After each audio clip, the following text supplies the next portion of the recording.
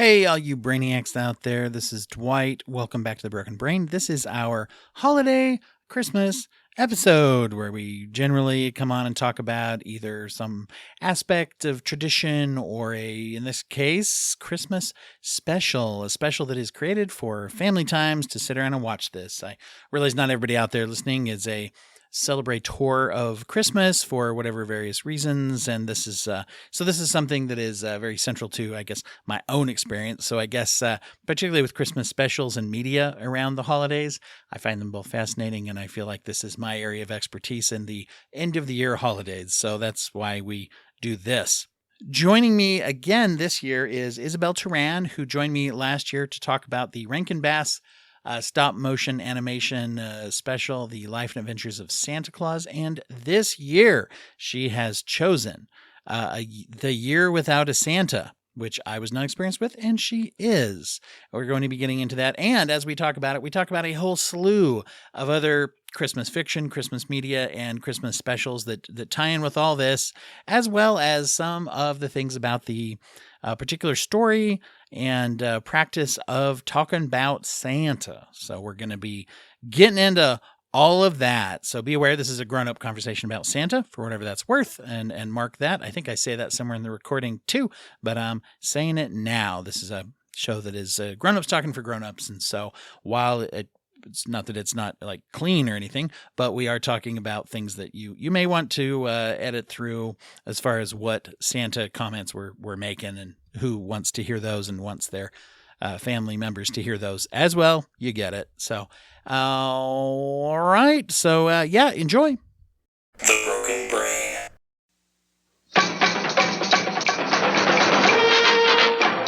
Jingle vibes. I was trying to remember. Recording in progress. Jingle and jangle. Jingle and jangle. Yeah, I was going to say. So you were just saying which one is us? So like which one of us has jingle energy and jangle energy? Yeah, I'm more of a jangle. I'm just trying my best. Oh, was that jangle the one that was like dopey? See, that's who I identify with. So maybe, what if we're a couple of jangles? Oh no.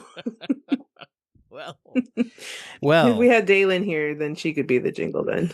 That's right. She could be the jingle to our jangle. Help us to get this thing back on track. She's sensible.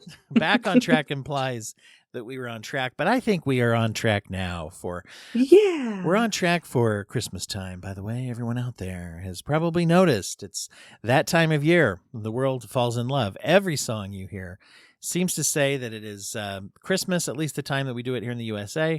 I know that date is not necessarily universal in different countries, right? Is that true? Yeah, I think so. Yeah, observe different days. Not in this Christmas special, obviously, but or any Christmas special. It's always on the same day. We are, first of all, welcome, Izzy. Thanks for being here. Hi. It feels like I never leave. I know. It's always home. I was excited to see this one. This was we're going to be talking about a Christmas special today, and so I am joined, of course, by Isabel Tehran. I should say your full name for those who may not have caught you on the program before. But like you say, there's a lot of chances to catch you on the Broken Brain. Yeah, quite a few. So my name is Isabel Tehran. I am from the podcast. What is it? Oh, That's Bodacious Dude, 80 Radical Movies from the 80s. Where I cover a bunch of 80s movies, and of course Dwight was on. I'll be having him on again sometime soon in the next year. And also I have Hersing Around, where I talk about dead celebrities. So that's always also fun. That's why I thought you were just picking which one to say first, but both of them, I mean, I've really loved the Bodacious Dude, the chance to be on there and talk about some of the movies and the way that you approach some of the movies from the 80s. I really love listening to it because you always have lots of not only interesting history about it, but you always do a write-up in the beginning. That's maybe my favorite part, but I really like the talk about the movie, but I really like the intro. You always write a little intro that ties in sort of why you're in that movie, what was going on with it, some of the themes, which I think is always very cool personally. Yeah, it's a nice little challenge. It's a little bit challenging for me. I don't feel like I consider myself a writer, but I do enjoy doing that because it pushes me to do something and think of things and have a little writing session. So I'm glad you enjoy it because I'm conscious about them. Yeah, I would say anybody, you should listen to the whole show, but right up at the top of That's Bodacious Dude is always like, yeah, something, it's always thought provoking about how you do it, but it's also always funny and stuff too. So it's good I try to. balance. I like also hearsing around for anybody who's like dead celebrities. It's, I mean, that right there is a sell for a lot of people, but it's, you guys do such a cool job of educating about when someone does pass. You guys will go on and talk about their life and stuff. It's pretty interesting. Yeah, we kind of run through their life, but mostly talk about the crazy movies that we watch, and it's Right. usually the lower end ones that are free and available to watch, because we don't just have everybody's collection on deck when someone passes. So our most recent episode was Udo Kier, who was very interesting. Yeah, to say the least. A lot of erotic things for me for this. I had heard I this didn't one. I didn't plan it that way, but it just so happens he wasn't a lot, especially in the 70s, that were of the erotic nature. And I was like, oh, okay, so it's going to be that kind of episode. That's Noted. a Okay. well, that is an interesting thing that you guys sometimes cover corners of the oeuvre of that person that maybe people haven't heard as much. So Yeah, it's yeah, always I think that's cool. fascinating. Well, so I would be interested. I wonder how many people are going to be familiar. I would guess a lot. People will be familiar with what we're going to talk about today. But then again, I don't know how the Rankin-Bass, I don't know the ranking of the Rankin-Bass, the ranking of the Rankin, as far as what people Yeah. see. We're going to be talking about The Year Without a Santa Claus, which is Rankin-Bass television special from 1974. And Yeah. Rankin-Bass, of course, is known for Jack Frost, I think is no, not the number one, but we talked about the Life and Adventures of Santa Claus last year, which is a Rankin-Bass Yeah. as well, and The last of their collection. Yeah. that was right. That was the final one, wasn't it? That they Yeah. made of the Christmas stuff. This and of course Rudolph's Shiny New Year. The best one, known one, of course, I believe, is Rudolph the Red-Nosed Reindeer. Yeah, which is their Obviously. original one. It says in 1964. I have the whole collection, all 18 of them. Oh wow! Is that all Yeah, on there's one DVD or multiple DVDs? no, it's like a massive big okay, box of a different bunch of DVDs. DVDs. Yeah, and it has a lot of bonus features, so I'm a sucker for that. That's So that's cool. always nice. That is one thing. I know there's a return to physical media because there's always the fear of the streamers all of a sudden change their mind, and if enough of them are on the same page, you just can't see anything anywhere except on Tubi, or maybe nowhere. You never know. But also the other thing is they do not have some of the special features that DVDs always used to have. You just can't get them. You watch No. you stream, Rudolph the Red-Nosed Reindeer. There's not whatever there is on the Rankin-Bass special DVD, as far as Yeah. how they did stuff. I remember when DVDs didn't even have closed caption, and I was like, you guys need to add subtitles. I'm very big on, I need subtitles. Mm-hmm. I want to be able to read and listen. Yeah.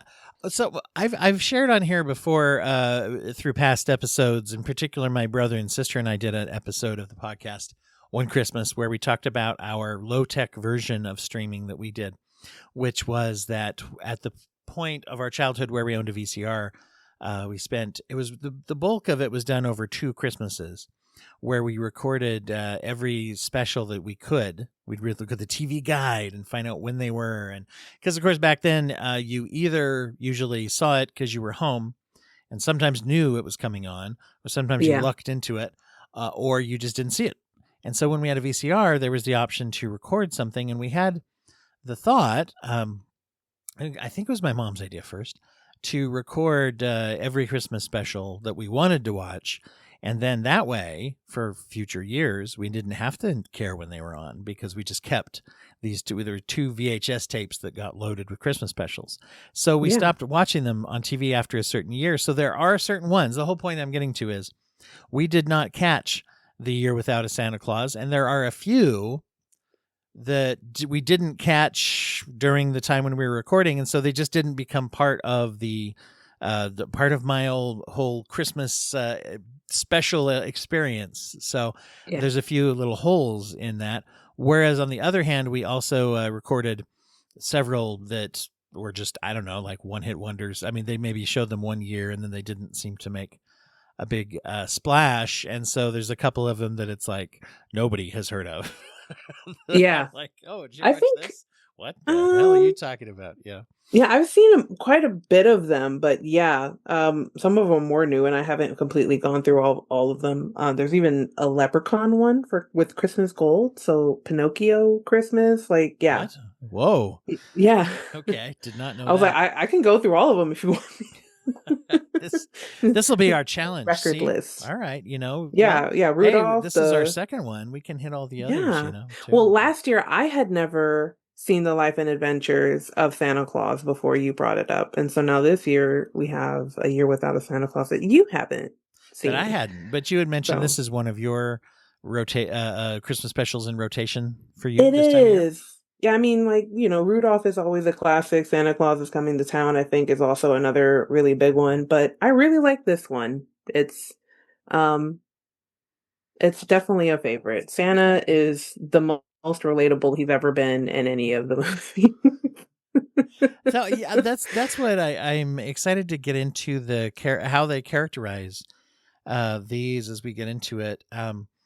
The Oh, I should say, I guess by now everybody, just so you know, we are talking about the Christmas specials, family Christmas specials, but we are going to be talking about this. We're analyzing this from the perspective. There was some childhood nostalgia, perhaps, but we are discussing this as adults. And anybody who is deciding to play this, if you're playing it on speaker or something, or we may be talking about some of the questions that are brought up in this special about the Santa Claus and who really believes and doesn't believe. So, in other words, if you have children who may not want to be part of that conversation from the standpoint of a grown-up take on that conversation, you may want to turn it off now. Did that make sense enough, Izzy? Would you think that was enough of a disclaimer? People know what I'm talking about, but not be bad for Yeah, any it makes little sense ears. if they hadn't already turned it off by the time I was talking about Udo Kier's erotic list of movies. That's They're like, on second thought, maybe this one, maybe she's this got a is. mouth on her, maybe not. That's true. Didn't occur, I don't know why that didn't occur to me at the time. Well, I just say it. Yeah, and I did. Yeah, I as did an say extra that like 10 minutes precautionary. into the Yeah. podcast, too, didn't I? But most people know. I think that if you do listen to the Broken Brain, you know that it is not necessarily always a show for children. Let's say, because we do talk about a lot of heavy issues, but this is one that I always try to take, and that's actually a big part of the conversation I want to have, which is the belief in the literal existence of Santa Claus, which most a lot of, if not all, Christmas specials take a pretty pro approach to, that you should believe in Santa Claus. And I'm interested in kind of talking about the way that they address this through this, because I think Santa Claus is a fascinating practice and a fascinating character associated with all this. So, all right, Yeah. let's go ahead into it then. For those who are not aware of the claymation stop motion Rankin-Bass thing, that'd be kind of a little strange that you made it this far too. But I hope we love to have everybody here. No, so Mickey Rooney, by the way, I don't know why I wanted to mention that up top. Mickey Rooney is Yeah. Santa in this. In the Year Without a Santa Claus. Yeah. Yes, yeah. So that was the name that really hit me. There were a couple of other people that you'll know that people will recognize from, if you watch old movies and stuff. Then you might recognize some. There's a few character actors in here that I wasn't as familiar with until I saw what else they'd been in. But anyway, so Yeah, the older actors, especially for our generation, they were already older. Yeah, they were already yes, older many by of that them time. were. I mean, now Yeah. Shirley Booth plays Mrs. Santa. People who may be aware, of her, obviously. And then we got Mickey Rooney. And I think it's really fun how Mickey Rooney's IMDb page shows him way younger than I ever remember him, from when he was like very, very young. So that's kind of fun. You can see that. I've noticed that when people pass, they tend to show the younger images of people on their main It's true. pages and whatnot. You probably get a lot For of some experience with reason. that too, with horsing around, seeing that. Yeah, that's interesting. I guess. Yeah, you wonder who picks that after they go. Somebody. I Yeah, I mean, have no obviously, idea. somebody must maintain it. That's another subject for perhaps another day. But Yeah. yeah. I like And I like Mickey Rooney as Santa.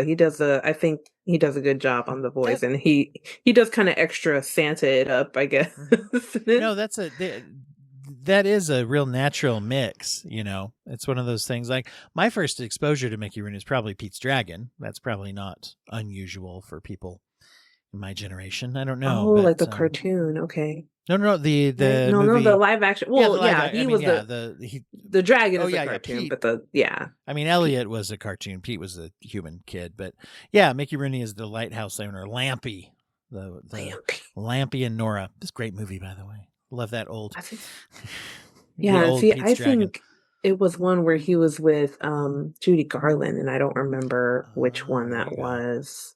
They might have been in a couple together, so I think they were. yeah. Yeah, they were in a few, I believe. So, Yeah. but yeah, it seems like a real natural match for him to be Santa. And you've got, I would say, so we open up with Mrs. Claus is narrating this one, and she's kind of a protagonist for helping actions to happen in this movie. I feel like between the two of them, this is a very like quintessential traditional Santa and Mrs. Claus, even down to the voices that you have here, Hmm. right? Um, Definitely. Now you don't see Mrs. Claus show up in a ton of Christmas specials. I feel like that kind of but there are a few where she's fairly pivotal. Yeah, well, of course, there's like the original, what is it? The Santa Claus is Coming to Town, where they tell the whole story about Santa Claus, and Jessica is a whole character. You actually see her backstory, kind of how, Oh, she met Santa and I all of haven't that. seen that one yet. So What? yeah, we should have thrown How that on the pile how as have you well. not seen that one either? That's absolutely a See, that's class. what I mean. If it didn't happen to make the two VHS tapes, I don't. So Yeah, if we I lived saw it, in I must have completely been different quite young. times Yeah. because that one I always definitely saw on TV. Like, I don't think I owned any of these. These ones were definitely were the ones I always saw Yeah. on We just television during happened Christmas. to catch the ones we caught. And so when you do look at that, that's interesting. I'll have to check that one out because like I was trying to think of what other specials are oriented around Mrs. Claus, and you've got obviously everyone out there is yelling at their device, waiting for us to say, Alvin and the Chipmunks or and the Golden Harmonica, that Christmas special. But Of course. and then she's in the new Prep and Landing has the Christmas specials, the new Pixar Christmas. I say new; they're probably like what 6 or 7 years old now. The Is that what the original, little but elves, Prep yeah, and Landing? hmm Okay, yeah. yeah. Where they're So almost like um a SWAT team or something. Is that what I'm thinking yeah, kind of? of. You got the elves They that have come like in SWAT and team they come vibes. in. Yeah, they're sort of like secret mission type of elves. They come in and prep the houses for Santa to be able to get in and out faster. It's a very cool little Christmas Yeah, special concept. I like lore that. concept that they've created. Yeah. So you got her in that one and that one, and there's others, of course. And then I think Santa Claus too is all about getting a new Mrs. Claus, if I remember correctly. Which Yeah. apparently means the first Santa who died was not married either, because there wasn't Did she like a vanish widow, when he right? fell off? Oh no, really? Is this like Like, did Notebook she forget rules? she was Santa? Yeah, they never go into that lore. This is some serious questions. Bernard, where are you? We we've covered a lot of things that are at most only hinted at in this Christmas special. So, but I'm making lots of notes for future topics we need to chase down, as We could well. talk for hours, and you know I that. like that exactly. That's why we're doing it for everybody. This is everybody's Christmas present. I mean, but Is us this doing movie, this. starting off, like Santa gets up one day and he just kind of disassociates, and he's just like, I'm not down. I don't want to do the same thing again. I'm just tired. My body aches. I'm not looking forward to it. It's going to be cold. All these dang kids, half of them don't even care anymore. Well over half don't even care anymore. He's a vibe. It's the most relatable Santa I've ever been. It's interesting how you say it that way, because I didn't think about that as much while I was watching it for this. But I that's as you say that, I'm like, that is really interesting, because yeah, right away we do get a Santa who is feeling burned out. Yeah, It's not just real like burned out. you have some. I mean, you have some, not just like a grumpy Santa or something like No, that. He's he's actually just tired. sad He's and sick and given up. tired. Yeah. Yeah, yeah. And of course, it doesn't help. This is the other thing, that while he's sick, the doctor they call, who I think is an elf, apparently, Hmm. elves can be doctors just as well as dentists. So that's how they Exactly. staff the Yes. medical needs at the North Pole. But what is his name? McGucket or something? I wrote it down. Dr. Old Man McGucket or something He's such a McGucky. meanie. I didn't write his name down. I didn't care. I just called him Dr. Well, Elf. he's the one who comes in and Santa's like, "Yeah, I'm feeling down." And he's like, "Well, you should. Nobody cares about you. Yeah, just totally eggs it Kids on. don't And even then he's like, believe in oh, you." yeah, Merry Christmas. And then just walks out. I'm like, He dude. decimates Santa's spirit. Terrible bedside manner. And when he leaves, Mrs. Claus is like, "You're not going to listen to him, are you?" And Santa's like, "Yep, I sure am. He's absolutely right. And this year I'm taking off." Um, and there's a couple concepts that it made me wonder about as I was watching this.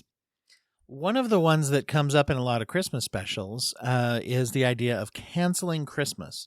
And it's always, Yeah. in the ones where Christmas is being canceled, it's generally a Santa Claus related story. And Hmm. it's generally either caused by weather, in the case of Rudolph the Red-Nosed Reindeer or the first Prep Atlantic, whatever it is. Anyway, there's different ones where it's like, oh, there's this weather and I don't know if Santa can get through. And then there's other times where I know, like in the special 'Twas the Night Before Christmas, where one kid writes a nasty letter to Santa and he's like, "Forget you guys, I'm not coming," um, out of spite or anger, I guess. He's just going to skip one town, though, to punish the entire town for that one mouse's Oh, letter. If, that's the one with the mice where they have to build the clock that tells Santa which that one they was that like one? him. It's an animated one where it's bonkers. I mean, as far as it goes, but it's a fun, little Christmas special. There's a clockmaker in town who tries to build a clock that sings so Santa will know that we do care. There was Oh, and he this has a sounds kind of mouse who's his familiar. apprentice, and the mouse's son is the one who wrote a letter to Santa and said, Yeah. "You're not real. I hate you." And then This so kind of sounds basically, familiar, but I don't remember. Santa rejected all the letters that all the other kids sent and said, "Santa's not coming to our That is town." very vindictive in that one, isn't he? Yeah. So see that not as relatable, not as Yeah, relatable not as in relatable. that one. There's also like the MST3K one, the Christmas that almost wasn't, where a landlord buys the North Pole and is basically trying to like evict Santa Claus. Also relatable. Yeah, that one's more relatable nowadays than ever. Yeah. Um, yeah, so when you have things like this that are interrupting the ability to have Christmas, in this case, Christmas is very tightly tied to Santa. In fact, in this case, Santa directly canceled it himself Yeah. because he's feeling sick and burned out, which is kind of unique to this one. Not the idea of canceling Christmas, obviously, because we just mentioned all those examples, but the idea that Santa's like, nah, just not going to do it this year, and it's canceled. I do actually Like think he's a that public figure. Like he came out on record. They had a picture of him with his like in bed with his in little, it's an bag on his head, interesting, all they cold. always have to figure out how to balance these things on these specials, and in this case I don't know that we know how they did, but um you're right. Santa announces that we're canceling Christmas, and that's in the newspaper front page, and they show one of the newspapers is actually in Asian lettering as well, if I recall correctly. So it took like the whole world, this is news and everybody knows. But then there's still adults who don't seem to believe in In Santa. Santa. Uh, Yeah. so that would be an interesting piece of lore to chase down, and I've always wondered about that in movies where they take place either in our world where nobody does above a certain age, and yet that there still is one, and you just can't, obviously you can't, you have to suspend disbelief a little bit to say what would that be. But this one is in a world where at least many people at an adult age do believe in Santa, and it's kind of this like back and forth thing. Now, so the idea that Christmas is canceled without Santa, one thing I think that is interesting about that is that you've got other Christmas specials and things that try to free us a bit from that mentality, like the Grinch or one of those other ones that says no, even without gifts it's still Christmas, right? Yeah. um and so I don't know, it's just an interesting difference I was thinking about as Well, I as I was mean, watching I that. guess, and it depends on the person too, but there's always been these similarities with Santa and like a like God, I guess, in the sense that, Hmm. you don't always see him, but you know he's there based on the things that you experience in your life and are gifted. So Yeah. that's why some people are like, yeah, it doesn't matter if I haven't seen him. He's there. Santa Claus is real, you know? Hmm. And that's another thing that I think is very interesting here. And I should say, we'll get into talking about why, but this one actually, when I was saying, Christmas specials will either say you don't need all the gifts in this, they'll play down the Santa part, or just not mention it as much or whatever. Or they'll be like, Christmas is very tied, without Santa, there is no Christmas. This one actually, in a way, pulls off both, which we'll get into the resolution a little bit of what the kids do. So this one actually kind of has a little bit of both, which I think is interesting to look at the reaction that people do have really to him not being able to come.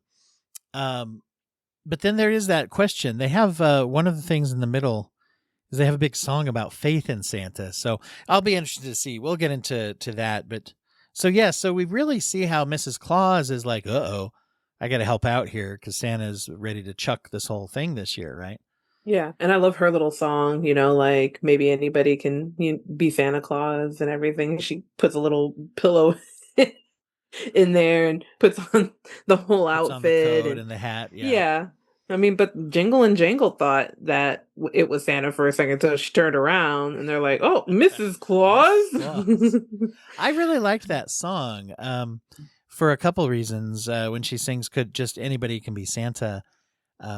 One of the things that I actually thought was I kind of wish she was going to try it. I thought that's where it was going to go. I was But then hoping. immediately after the song, she's like, nah, plan B. And I was like, what? Plan B? But the other reason that I enjoyed that song is I feel like in my experience, both just talking to lots of people through my job and whatever about how they do communications with their kids, and my own experience with my kids has been that my favorite way to inform children of this, the mythological aspect of Santa, right? When you do have to talk to your kids about the fact that there is not a person who actually is that guy, right? That there isn't a Santa. Instead of just leaving it at there isn't a Santa, I like to then go on and say, actually, Santa isn't one person. What it is an effort that people put in to make Christmas really great for little kids. And now you're old enough that you get to be part of that. So the idea is that we all, there's not one person who's Santa. Like everybody who participates in that tradition gets to be Santa above a certain age. So you get gifts from him. You sort of invest belief in Santa until you get old enough to realize, oh, this is a team effort, actually. This is something we're all doing together because one guy couldn't really do that. And that's the part that we suspend disbelief for. Anyway, that's my favorite way of breaking it to people. Agree, but also, yeah, they should have let her do it. Maybe that was her fantasy. She's been behind the scenes for so long. I feel like if anybody could have pulled it off, it would have been her. That, in fact, honestly. is a line in the song where she says, anyone could be Santa Claus.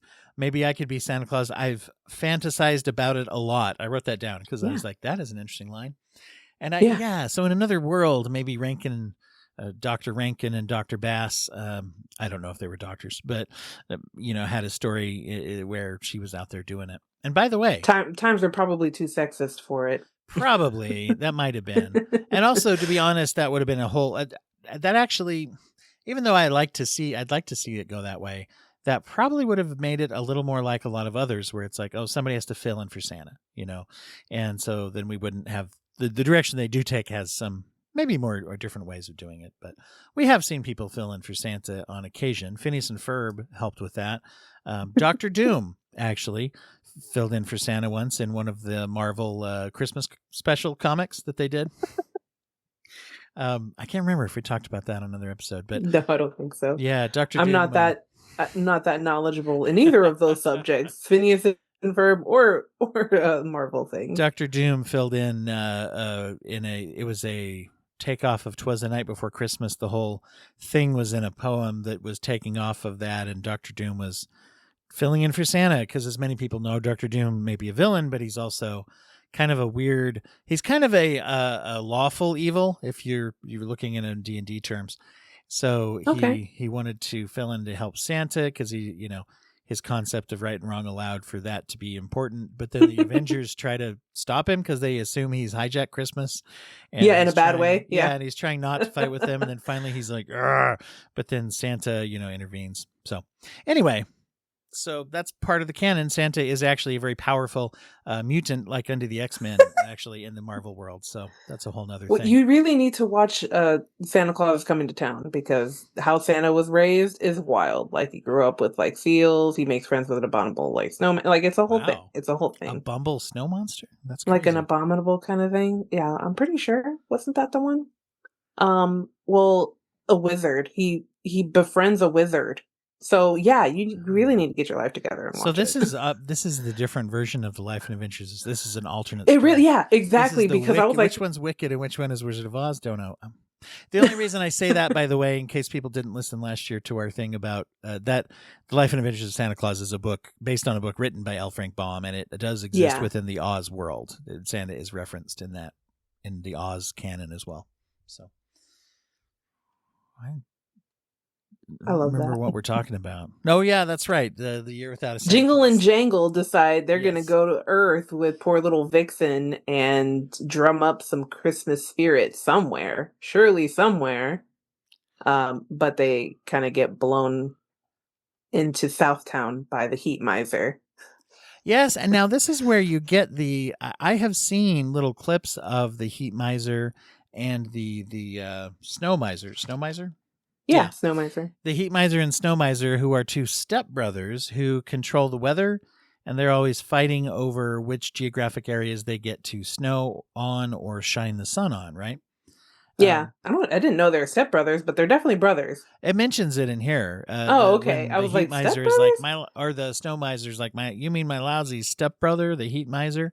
Yeah. Oh, I'm always kind of glazed over that. I'm just like, it's his brother. Yeah, it stood out to me. I wrote it down because I was like, they don't ever get into that as far as anything. Mother Nature has two marriages, and I don't know. Yeah, brought one of exactly. the We kids do meet over. their mother Like, later on, but they do not address it. So I need more lore in this movie. well, I did notice that this is very kind of like lore teasing a little bit. There's all this stuff, which, to be honest, I actually don't mind, because I feel like stepping into a world and it's like, we're not going to explain all the rules of this world necessarily if they're not really important to the story we're telling. Sometimes that's actually kind of fun, because you're like, and you can just kind of wing it. Like, I guess this is what happened, but not always like that. It's fun. I literally was just having a discussion with my 19-year-old daughter as we had Rudolph the Red-Nosed Reindeer on, and I was actually going really into. I'm like, wow, this is a world in which if you watch Santa in that world, I won't go into all of it now, because I went really deep in, mostly because it started annoying her and that was funny. So we were kind of talking about it. But I was saying, this is a world where Santa is, very skinny throughout the year. He's obviously very grumpy.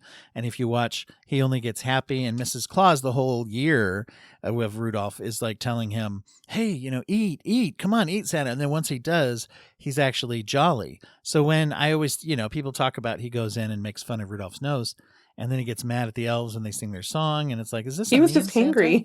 He was just hangry. He has some kind of like hangry. That's not an excuse, though. He was very rude. Oh no, exactly. It's not at all. But it is interesting that his Santa powers, and that was the part I got into, seem to come back as he becomes jolly. And anyway, she was telling me I was overthinking it, but then it became fun to overthink it on purpose. So exactly, yeah, so you do see where there's like this world where they have some kind of relationship with nature. Now, the minute they leave, I think, is when Santa is kind of like, what did you do? What did you do, Mrs. I Claus? love that whole part. He's like, I think you're doing one of your plans to try to fix things. She's like, does it look like I'm up to something? He's like, it doesn't look like you're up to something, but that means you're usually up to something. And that was actually, I thought that was kind of cute, the way that they were having them talk to each other in a way that was, I don't know. Once again, that did seem a little more relatable, where it was two people talking to each other, right? So yeah, definitely domestics in a good way, yeah. And so as soon as they leave, it's like, oh, you sent them to their death. Not really death exactly, but he says, I don't think any of them are going to be able to handle it. You've got Jingle Jangle and Vixen, the youngest reindeer, who they can barely ride on. And Santa's like, this is not. Now, Yeah, here's and my they're gonna run question. into the Miser brothers. Yeah, Who immediately blast them like they're caught in the crossfire or something. The Heat Miser immediately lasers Vixen and they just go crashing down into Southtown, which Southtown. we are to take is somewhere in the southern United States, I believe. I Um, always consider it Texas. that's what it seems like, right? It's That's because your I'm stomping grounds. Texan, so Right, yeah. exactly. So, I So what was the question? I wonder, do you think that Mrs. Claus sent them knowing that Santa was going to want to go help them? Because the one thing I thought about that was, hey, Santa's getting involved. I actually expected he'd be laying in bed the whole time until the end. He'd rally. So I thought it was more interesting that he was involved in the story, more than I I, thought he would be. So, but yeah, but and did she do that to trigger him to go on an errand? I think yes, but also I don't think she did genuinely forget about the Miser brothers and didn't think about how bad off they might be. Um, but I think she did want them to go out there and keep tabs, but it's supposed to be innocent and it keeps the plot going, but maybe she can't keep a secret. She's just too honest for her own good. So as much as she wanted to kind of keep it to herself so she can get tabs from Jingle and Jangle about the state of Christmas down in human land, basically, um, but that got thwarted because they wound up Yeah. going to Southtown. And he knows because he's always making the trip. But poor Mrs. Claus, she doesn't think about that She because probably she's doesn't go never down made there the very trip often. before. Yeah, that's a good Yeah. point. That's a good point. No, I didn't really think she put them in danger on purpose. Yeah, she did. She's like the Jack Sparrow of this universe, just screwing everyone over for her own thing. No, she's no, I get you. I think there was well, because they also the interesting thing is she doesn't really lie to him either. He's like, "What are you doing? Are you trying to I, Yeah, she has no you know, poker face. and She no, couldn't no. And hide she just it. tells him, don't worry. She does say, don't worry about it. You don't need to, I don't want to talk to you about it or something in a nice Yeah. way. She's like, you don't need to worry about it. Well, I've got it under control. And so, but then when she tells him, he goes to try to help. And it's a good thing because they get into trouble pretty much immediately. They Immediately. not only are they laser attacked by the Heat Miser, they fall into the town, and then immediately someone's like, "What is that?" And they're like, "Oh no, we got to disguise this reindeer." Because heaven knows we as elves look normal. So, but they Yeah. find essentially two brown socks, right? And they basically put them on the antlers to look like big dog ears, Yeah. which which But don't they get is like fined for what they're wearing or something? yeah, the I always forget policeman. that. As much as I've seen Yeah, it, I should yeah, probably the remember policeman that. gets But after them for looking weird, and also I think for having, I the dog with no leash and everything. yes, Yeah. exactly. Like your dog with no leash is going to get impounded, which is what happens. They go and they talk to some kids, and that is where we first meet Ignatius Thistlewhite. Or Thistlewhite? I think it's Thistlewhite. Iggy. Iggy. The kid that, and that's when I was like, oh, Yeah, wait a this minute. way. This is why Isabel likes this show about Ignatius. It's a similar format of nickname. Yeah. Maybe. Maybe. I think it was always definitely Santa's, just so relatable. Yes. I think as a kid it was definitely the Miser brothers that I just loved. And then I was a huge, oh my God, which one is it? Batman and Robin with Ice with Yes, Freeze, this Mr. is Freeze. yeah. I was gonna mention that too because I noticed that the voice of Mister or of the Snow Miser, Mhm. the voice actor was vaguely familiar to me, and I realized he was in Mad World, that old Mhm. comedy. But yes, and then it said he was in Batman and Robin, and I was like, what? But then I realized what you're about to say. It's yeah, because they use that little snippet and he's trying to make his henchmen sing this song. Which always cracked me up. And because I had already seen that movie and I loved that movie, seeing that part in it, I was just like, oh, he loves the movie just like I do, especially for that part too.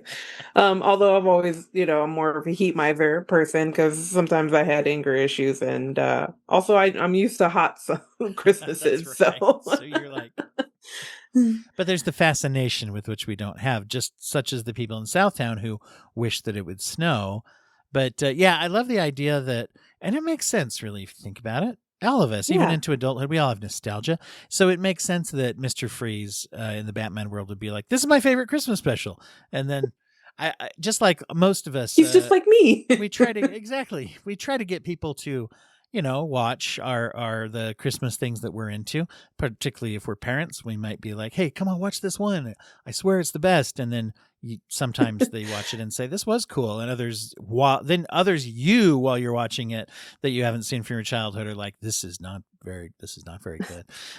So They would have enjoyed it more if they weren't freezing themselves, I think, in that's that right. movie. It's being a henchman in Batman, there's a certain amount of performing talent you have to have, costuming, comfort levels. And so, I just like the idea that he's like, this is my favorite Christmas special. Everyone, isn't this song awesome? Sing along. We're going to watch Sing.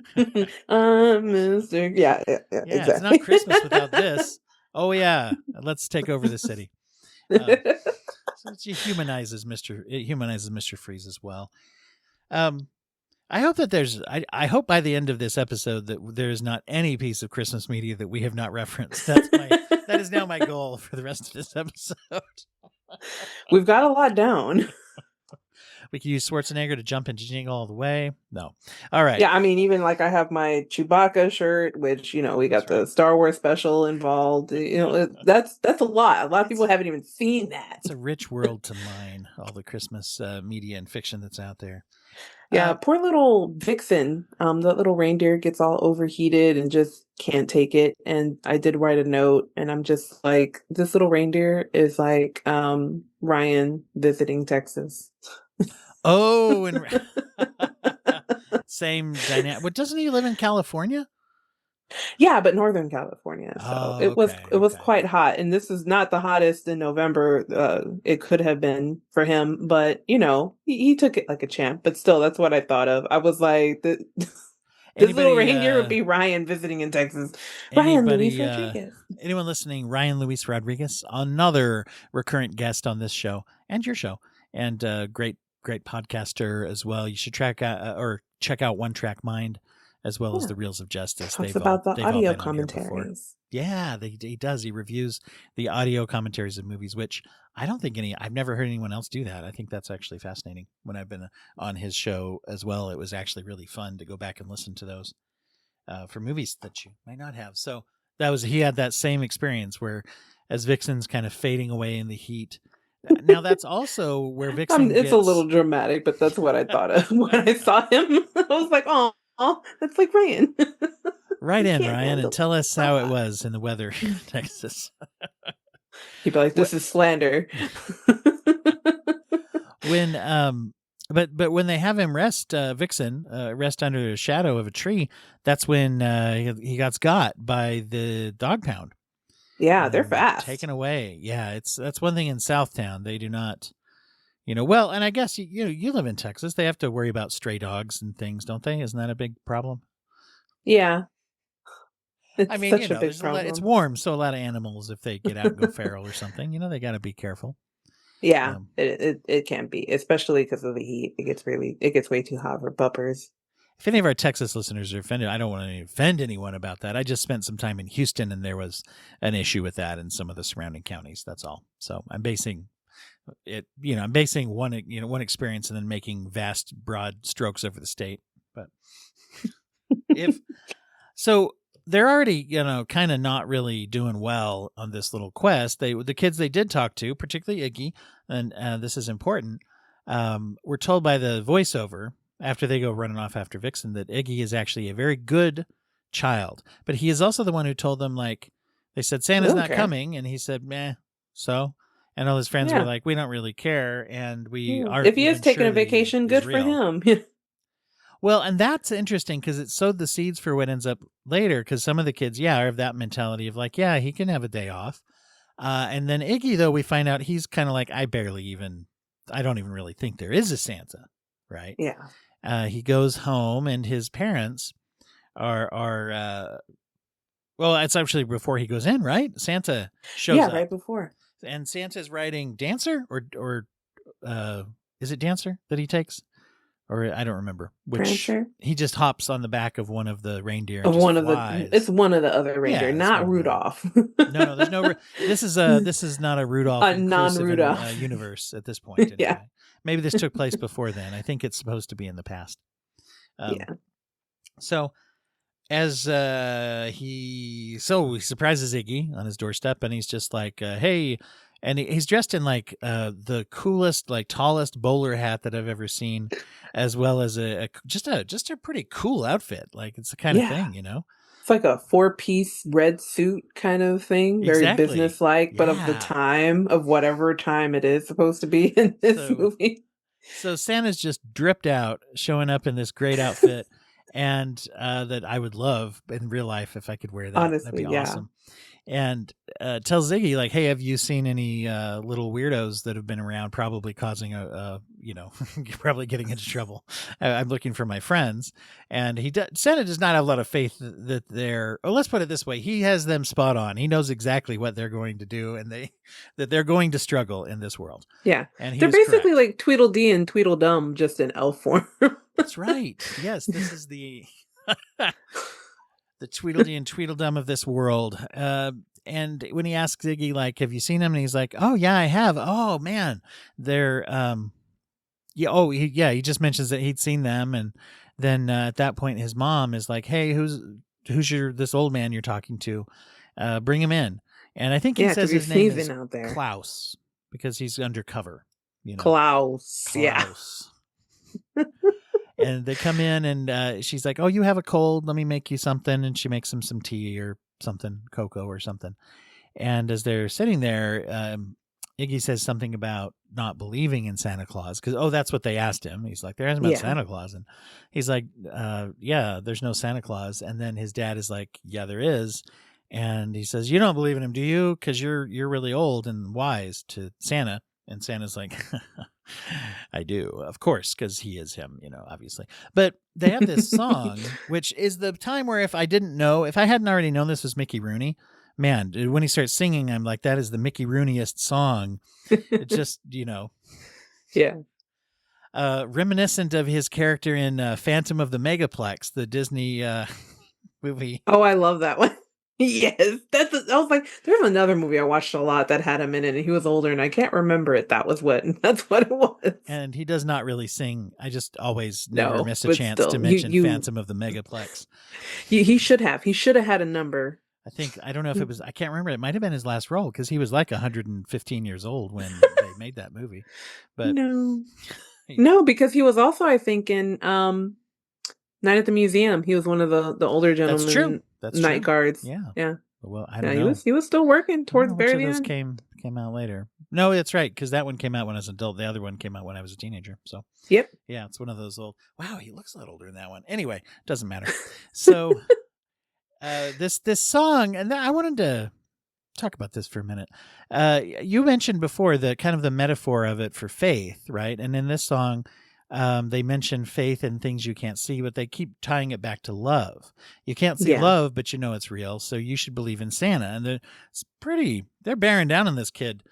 There's one point where one of the lines is basically, if you're too old to believe in Santa, I guess you're too old to believe in anything good. It's something like that. Or anything that makes life worth living. All that makes life worthwhile. I found the note. And so it's pretty heavy in the you should believe in Santa camp, I would say. Maybe that's why I'm still like, even though I'm more Team Halloween, I have a soft spot for Santa and the whole lore and everything. Like, you want to believe in Santa, you go right ahead, because I still believe in him in my heart. Well, and I guess that's for me when I think of that metaphor, and that's how I like to kind of share it with, I think that for me has made a mentality shift to say, oh, there might not be a Santa, but there is Santa in the sense of a group effort to do this thing. I kind of thought of that along with there's that movie, The Rise of the Guardians. And that's actually kind of what they do there, is they're trying to see if kids in the world believe in all this. And I've known people that have used that movie, I should say, to when they have to tell their kid about it and saying, well, now you can be a guardian of the holiday too, because you get to graduate into this, kind of helping to make it happen for the younger kids. Yeah. And so anyway, but so I can see that. I think that now a lot of people have a hard time with that, because they're saying if we pair up, principles like love and say if love is real and so therefore Santa's real, if we do that too heavy for kids, and that's where some parents choose not to even have, they may have the Santa tradition, but they never tell their kids that Santa's a real corporeal person, right? Yeah, exactly. It's And a vibe, yeah, just like Krampus. So don't act up because Krampus will chase you and throw you in a bag. and beat you with a stick, right? Isn't that how that works? Yeah, The original yes. story? I would have turned out completely different if I had stories like that. Right? Stories like this is what kept me so whimsy for so long. I was going to say, we don't usually teach kids that one as a real thing. If there's this monster that will come and beat you. That one hasn't made, I don't know anyone who does that in the modern day. I don't know if they ever did, but I don't know. I do think it's an interesting point. I know with all my kids have done the Santa as a person thing, Yeah.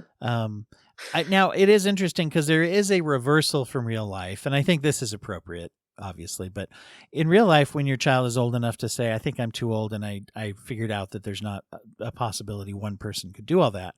Yeah, you go, yeah, okay, yeah, it's a good thing you're maturing, and we can have that conversation. You don't go, nope, But if you have like a 4-year-old who says, "Is there?" you do say yes. So where's that cutoff? Yeah. Yeah, you have to gauge it. I mean, eventually people are going to be mean about it and everything, but also don't let your kid be so obsessed with the idea of Santa Claus that it's going to really break them when they find out the truth. There is a tricky aspect to that. Because there are That's times why I don't have kids. Not to have to. Although talk it's about not most Santa. people, but there are people who it's very, very jarring for too. I think and oftentimes it's people with a more, I think, tender heart or who have that whimsical enjoyment. I was lucky in that I figured it out, and I was proud of myself for figuring it out, and so that overshadowed disappointment for me to some extent when I was a kid. Yeah, it's more like a rite of passage, kind of like coming of age kind of situation versus like my whole life is shattered. It is interesting. I do know, there was a episode of This American Life. For those that are familiar with the PBS show and podcast, it was a show on the radio before podcasting was a thing. It's been out for a while, but wonderful microjournalism, one of the classic examples of that in American media. So where they get in and they tell stories by telling stories of individuals who experience. Anyway, if anybody out there hasn't heard of This American Life and you're a podcast listener, I mean, you definitely should check it out. And especially the archives going back 100 years or so. No, not that long. It was but a long when time. I was a kid, but you're 100 years old. Yeah, you look good. Thank you. Well, I tell people I am, so that then they always will think I look good if I'm 100 years old. They'll say, "Wow, did you youthen like Mickey Rooney did when he made Night at the Museum based off of how old he was in Phantom of the Megaplex?" So. But anyway, This American Life did a story where they profiled this family where the parents persisted in the legend of Santa being like this real, true, there's a person there's some kind of, it almost had its own kind of mythology. Like maybe it wasn't just one person, but it was like there is a Santa or a small, group of Santa and his elves and family or whatever, that it was a real thing and that there was some actual magic and pushing into the faith, building on the faith of it. So these kids were taught that until they were like 18, 19, 20.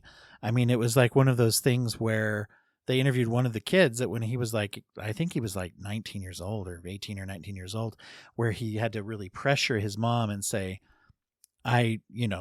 you keep telling me this, even though I keep really asking you to tell me the truth. And I really, if you cannot tell me the truth now, I don't know that we can have a relationship. So please tell me the truth.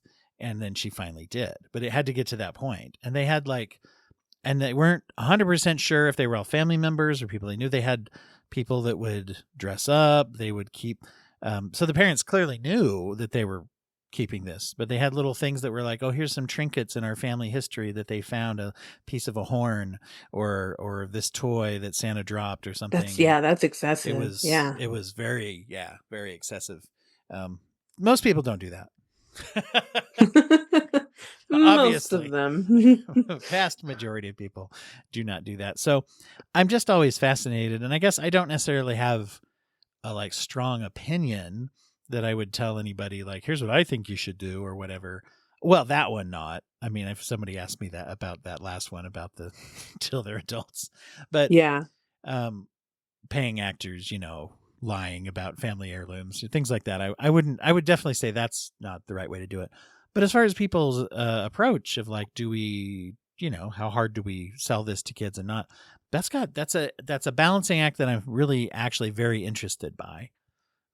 Yeah. I mean, even though I've stated like I don't have kids, I haven't like actively said I'm not going to, but it's just more of like, well, it hasn't happened, and I think about it, on occasion, and it's just more of like, and if I did have kids, how would I go about the Santa? Just to put myself in a parent's shoes because Mhm. that's not easy.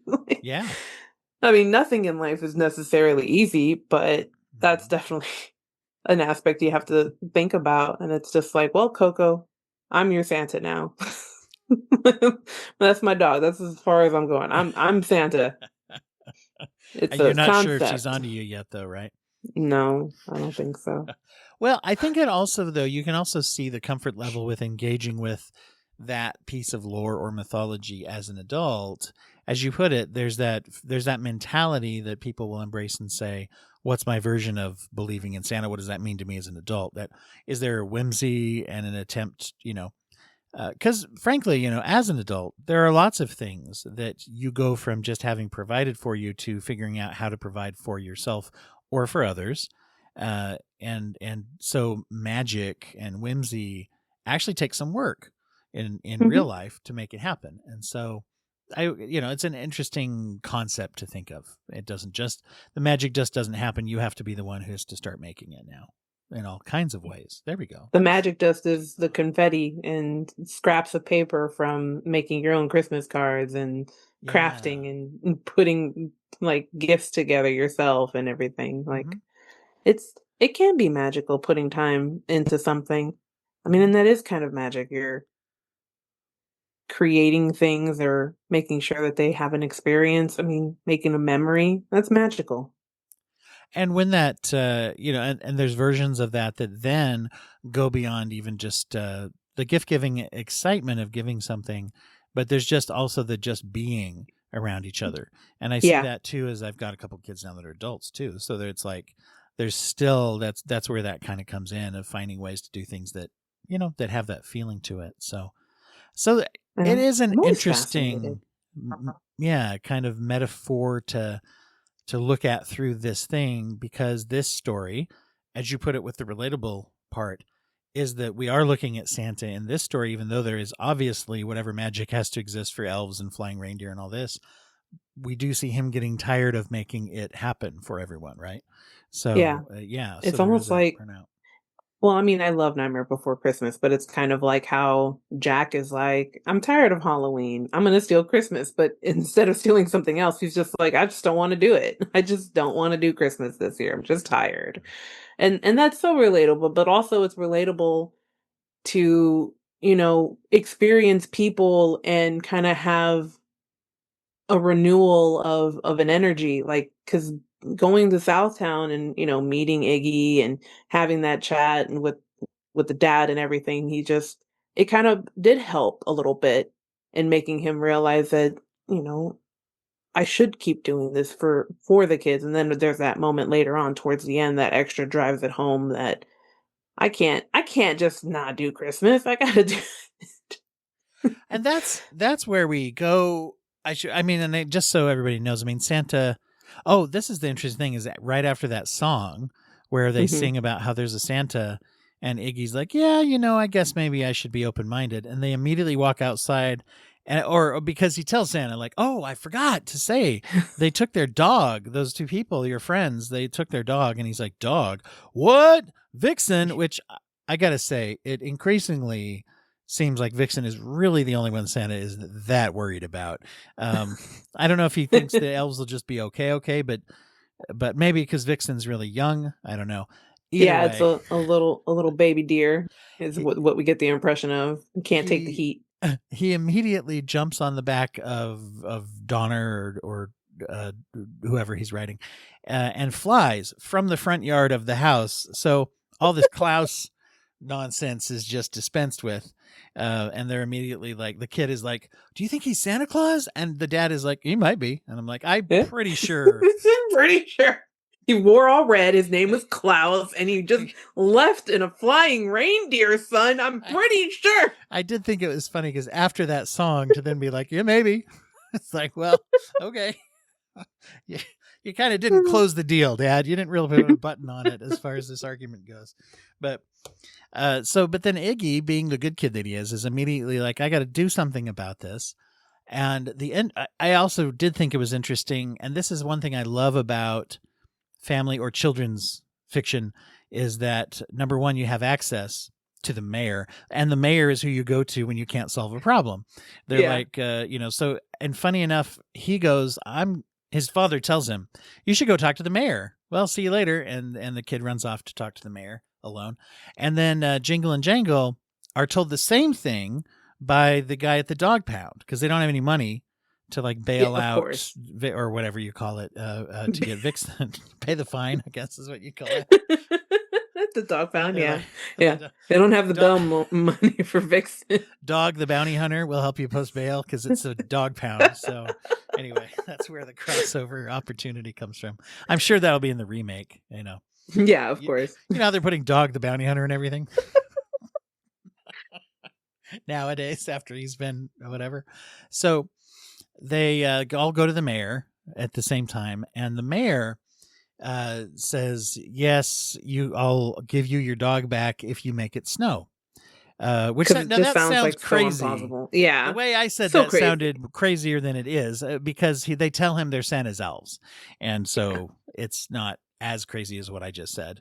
It's anyway. He says, "Well, if you can use whatever Santa magic or whatever to make it snow here for just one day, then you can have your dog or reindeer or whatever."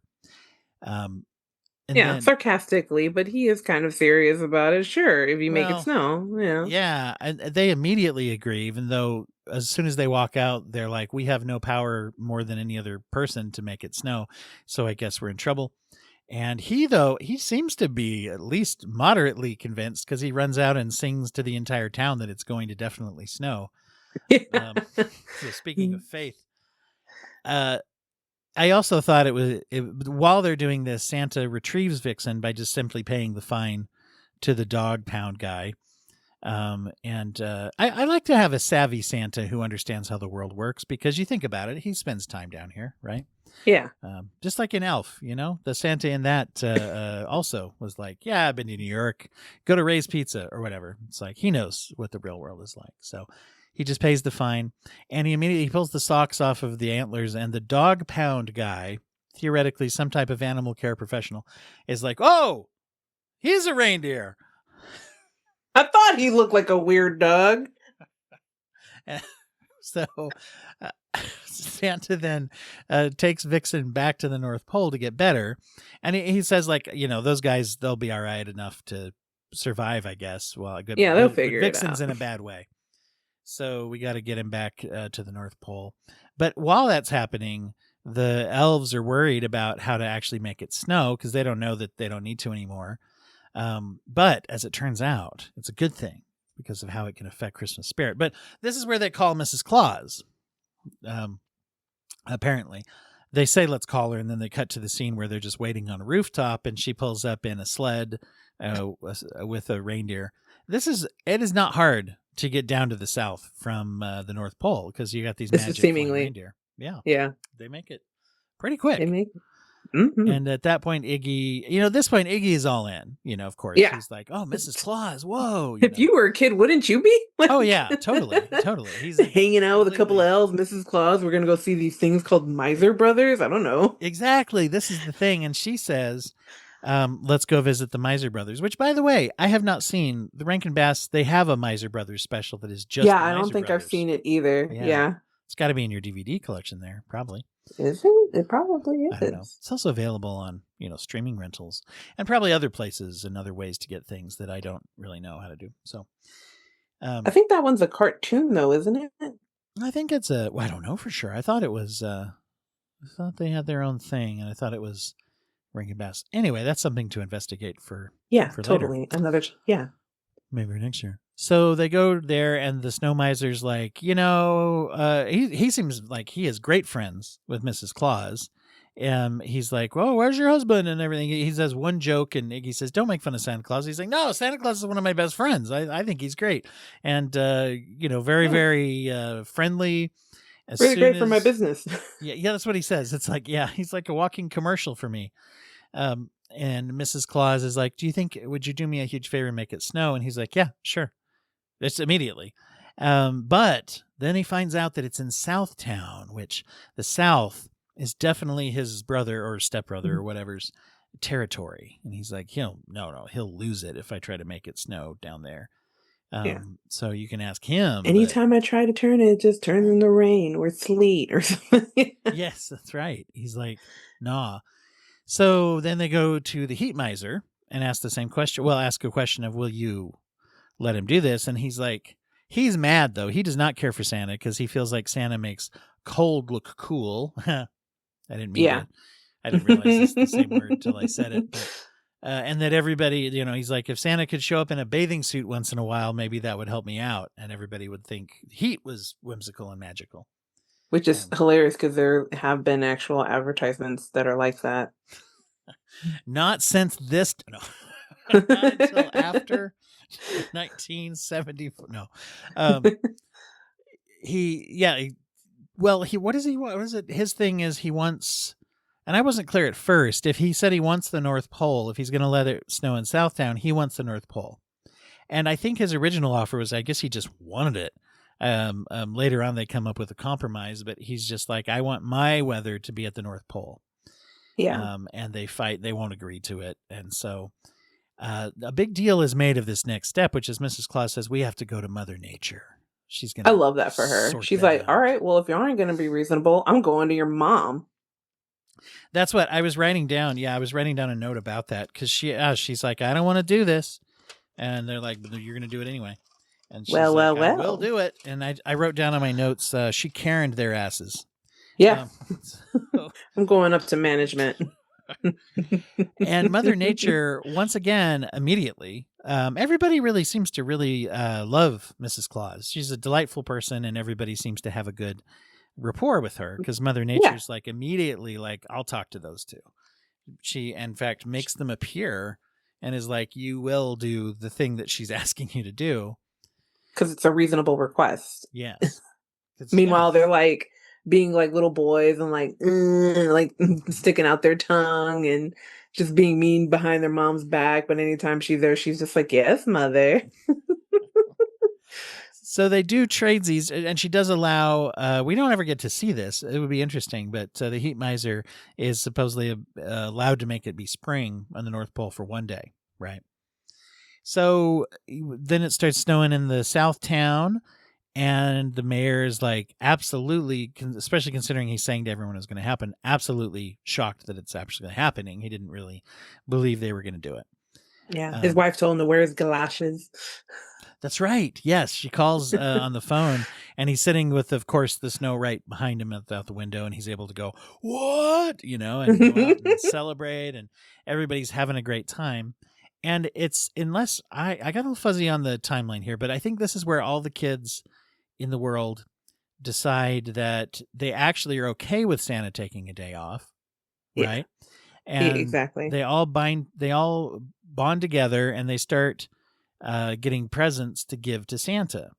And I do think there were a couple of things that were very interesting about this. There was at least attempt a couple times. Earlier I mentioned one where we saw a newspaper with Asian lettering on it.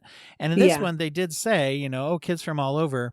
Now, it being made when it was made, they did show kids from all over in whatever garb, people from they said the West, the North, the South, and you had some Eskimo kids and some kids that were dressed like they were from Central America or South America. You had some, and I was like, I just thought it was kind of interesting that they were representative, that not every kid in the world looked like American kids who would have Santa come to their house. Like some sometimes the whole world Are they is the kind of United States of stereotypical America in this images? shows. Yeah. Yeah, So but they are stereotypical, but at the same time, that was a lot for a movie done in the 70s. that was what I thought too. Yeah, for something that they were obviously making an effort to make worldwide look like worldwide. Yeah. So I thought that was kind of cool. And So not Santa's Mr. like, heck Worldwide, yeah. but actually the world. But Santa accepts it. He's like, yeah, see, everybody's cool with it. I'm gonna chill. It's not a problem. But then he's going through all of those gifts and he comes across that card. And this was fascinating. That I did not know that this song ever took place in a Christmas special.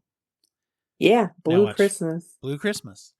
Yeah. Watch, maybe it's in a bunch, and anybody out there, feel free to write in to Yeah, the and I mailing think address, PO anytime I Box. hear the Elvis one, like I immediately think of this movie version in this one of the little girl singing it.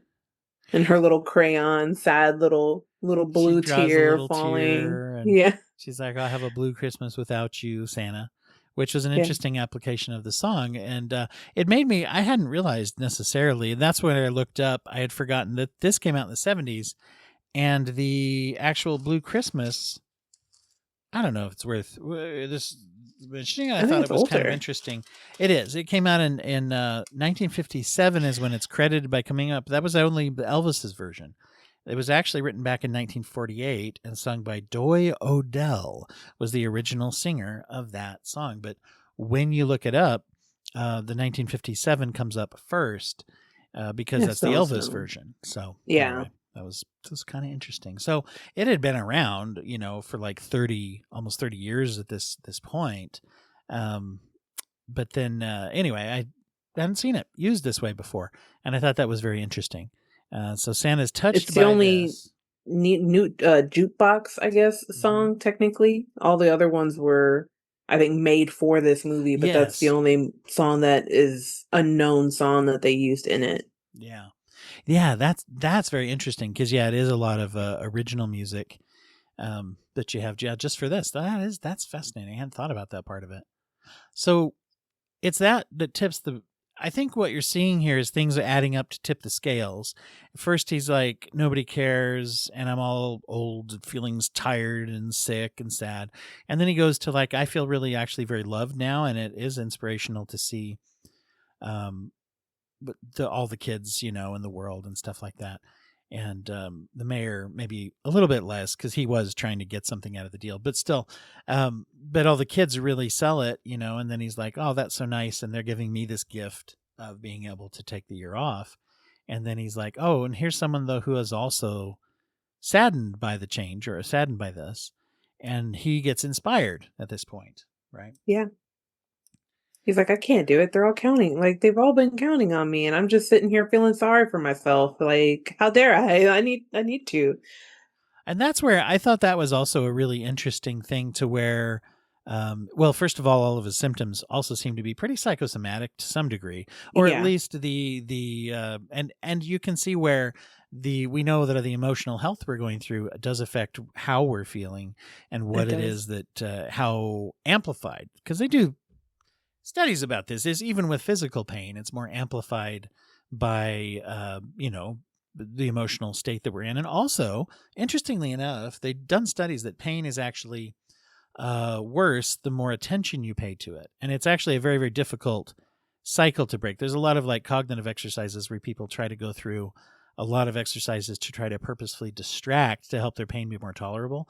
The nature of Yeah, pain, of course, draws your attention back to the pain, which then makes it worse. So it's a hard cycle to kind of break out of. very But vicious yeah. sometimes. Yeah.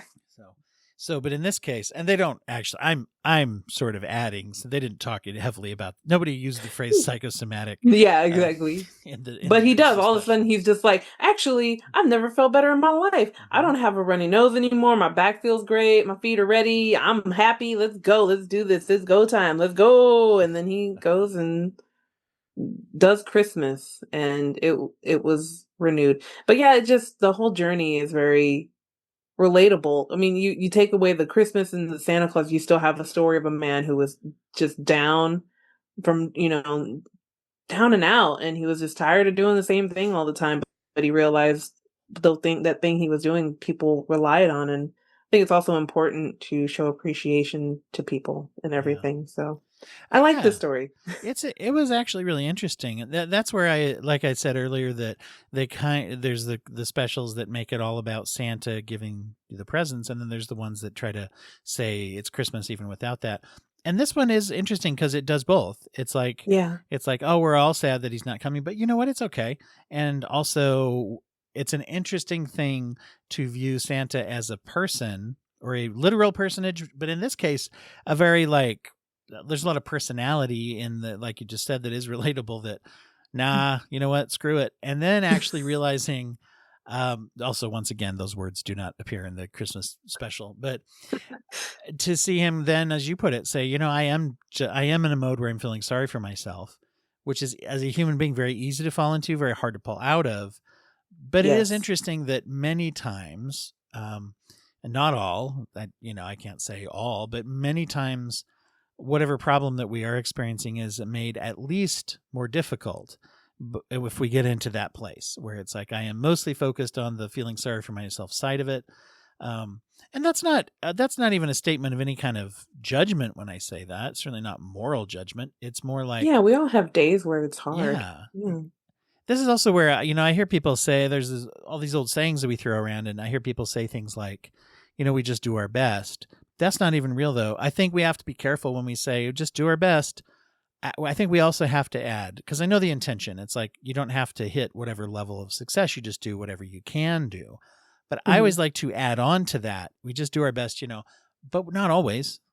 I don't do my best every day because, that's just, I don't have the energy or time to do my best. Now, am I doing my best for that day? I guess so. But I think it's okay to give Yeah. ourselves permission to say, I don't have to do my best every day. There are some days where I am not at my best. And so I will do more best tomorrow or maybe or whatever, but I'll just do what I can do today. Does that make sense? I mean, I know it's No, it totally nitpicking, and but I do that a lot is like, I'm just trying my best and it's I do it a lot, but I do mean in the sense of like I'm just giving all I can in this moment and that is my best. and And that's it's the best not for like now. for Exactly. That's now. the Yeah. concept, right? Yeah. Yeah. That's definitely how I use it Mhm. mentally, yeah.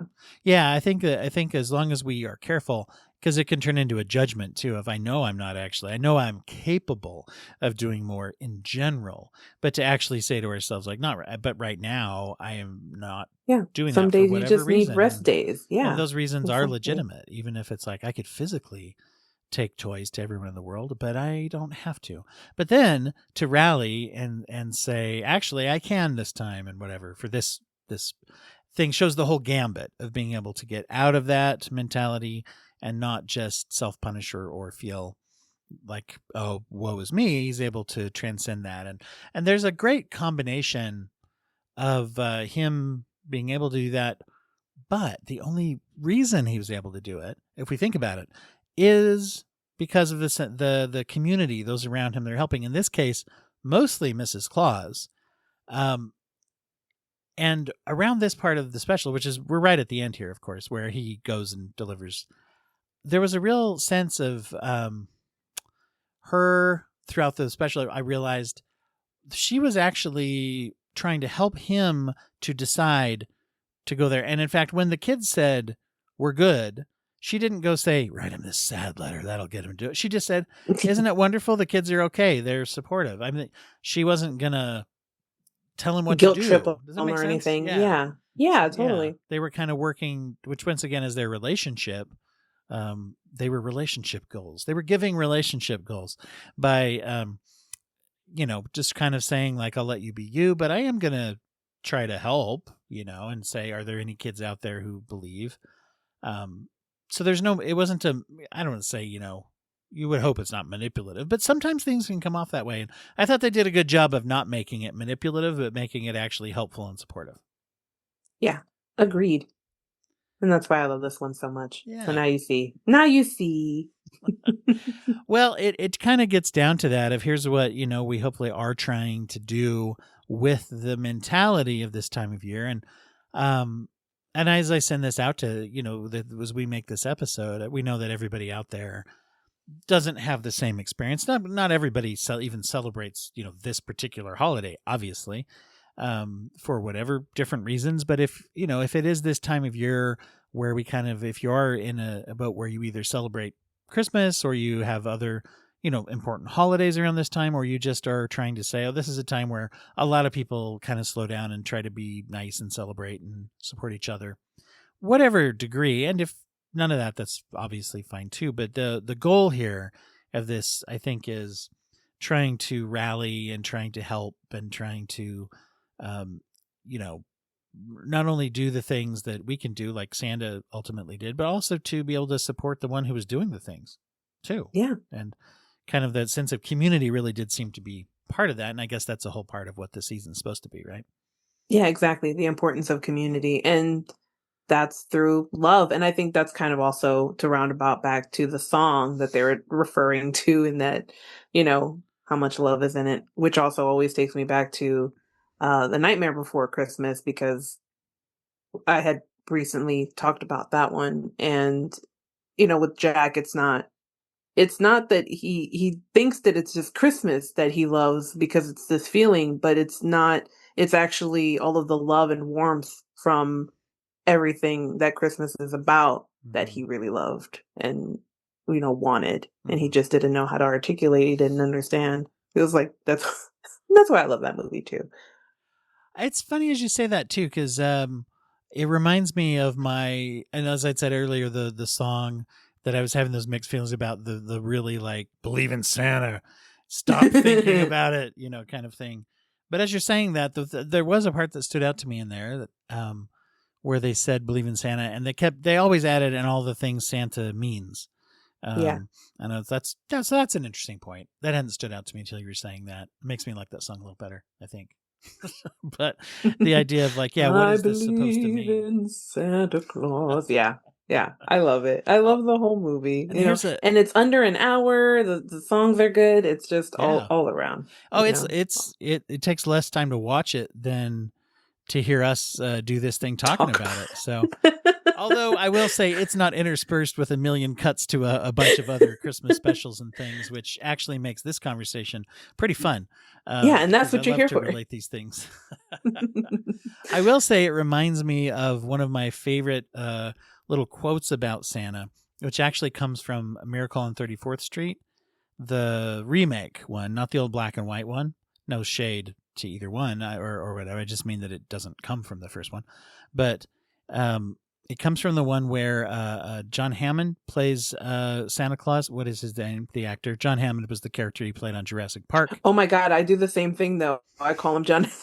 So I was like, yeah, no, I know exactly who you're talking about. That's his name. Yes. It was the one that was in. It was the one that was in color. It was the one that was Michael McDermott is on. I'm just vamping here as I'm looking it up. Richard Attenborough. Is it Richard Attenborough? Yeah. Well, okay, yeah, Richard Attenborough. Not David Attenborough, the nature show guy. But okay, yeah, no, that's exactly what my brain went to. I was like, the nature guy. He plays, and that's a very, very sweet movie, Miracle on 34th Street, and he plays I love Santa. That one just too. A very sweet guy. When they bring the little girl, he's a Santa. If anyone doesn't know, you should probably watch it. He's the ASL Santa, and everything. Yeah, he's a Santa he is Santa, but he accidentally gets pulled into working at Macy's as their store Santa. And they bring in that one kid who is deaf, and he starts signing to her. And that's just little moments like that. It's little cute moments like that. But there's a part where his boss, who is one of the protagonists, she's has a daughter who still wants to believe in Santa, and she's trying to convince her not to or whatever, because she's that's her role in the movie, is she's going to get won over by Santa. And they're having a little talk. And they start to notice that he thinks he's Santa for real, and everyone's a little worried about that. But she says something to him as he's putting on his uniform and thing. And he says to her, you don't really understand. It's not just about me giving gifts to kids. I'm a symbol for human beings to sort of put aside or transcend the selfishness and fear that rules the majority of our lives. So that's the quote that I think I spent 10 minutes building up why the quote was important to me.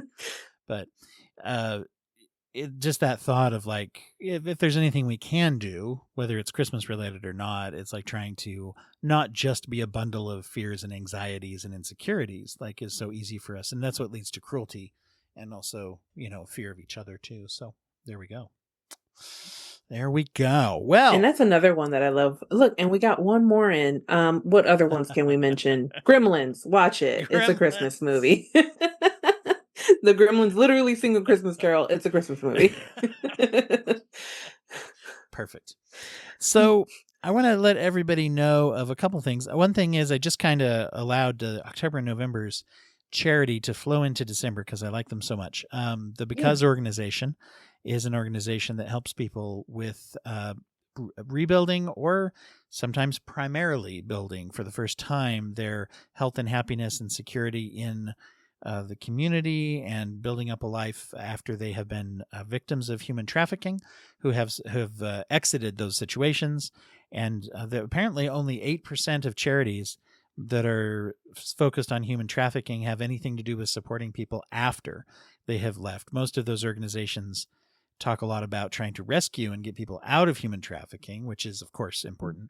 But then once they get out, what do? There's a lot of things we have to do to live that may not be very easy. And that's also one of the best ways to help people avoid getting back into those situations and getting taken advantage of. So the Because organization, becauseorganization.org, works with that every single day. And around this time of year, think about the needs that people might have when they're hearing about all the celebration and all of the things that people are doing. So go to becauseorganization.org to learn more about what they do. And as always, if you do join the Patreon for the Broken Brain, 50% of your donation will go to the Because organization throughout the duration of your membership if you join in this month. Also, I have a free gift for everybody. If you go to dwighthurst.com/Santa, a couple of years ago, I created a little one-shot, one-page RPG. I think it technically might be 2 pages of instructions and stuff, but you can sit down and you can plan out this little adventure. It's called A Bunch of Santas, and it is basically an adventure that takes place in the Santa multiverse, where everyone gets to play a fictional Santa from Christmas movie or Christmas episode, traveling to another dimension to save other Santas in need. So that's so cool. It's made off of, if you're an RPG nerd, it's made off of the Lasers and Feelings model. So it's got a pretty simple dice dynamic. And it is the framework with which you can use to build the adventures you want. But it does have character cards for a lot of fictional Santas with their special abilities and powers that they each have. So it's much like a really watered down D&D experience that you can build Santa adventures with for people. It's fun. Go to dwighthurst.com/Santa. Perfect for the holidays. And yeah, exactly. Just a little free gift for everyone that's out there. It's out there all year long. You can find that and a couple other little fun things we've made over the years. The one that I think, the ones that you've played are on there as well. That you've played on the show. So I like them. Go to dwighthurst.com/Santa or dwighthurst.com/RPG to see those little free things that are out for you. Tell everybody one more time about your podcast and where do they find them? Yeah, so you can find actually both of them, which is, again, the That's Bodacious Dude, 80 Radical Movies from the 80s, and Hearsing Around at rabbitholepodcast.com. So everything is on that hub, and we have a whole bunch of other great shows that are also going on. So there's like a 90s version, there's also a 2000s version of that same kind of decades. I mean, anything you like, there's got to be a podcast on there for. We have like X-Files. There's also like Buffy the Vampire. I think there's even a whole a Murder, She Wrote podcast that's on there. I didn't know that. That's cool. Yeah. There's a lot. There's a whole Quentin Tarantino one. Not that he's in the best graces right now, but I'm just saying we have a lot. Wait, didn't you guys dump that one and you started a Paul Dano podcast instead? No. Hosted by Matthew Lillard. Anyway.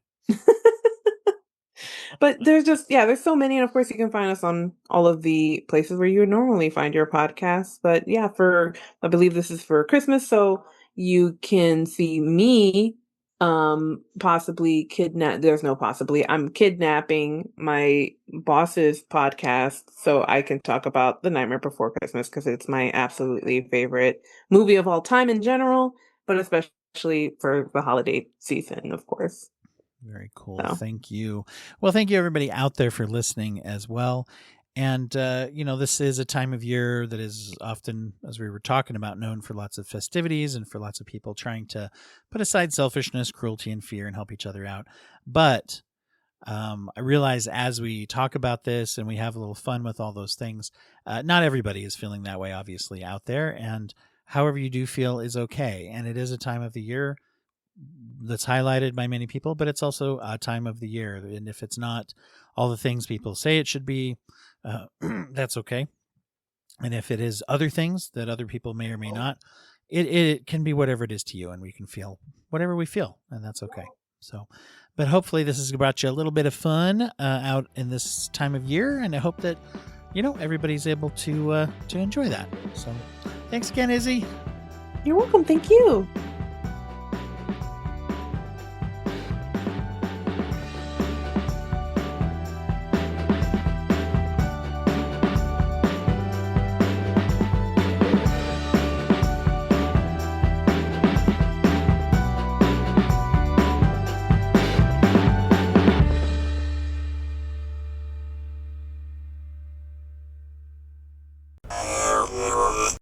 Thank you for listening to the Court and Parts Podcast Network. To listen to more Court and Parts shows, visit courtandarts.com.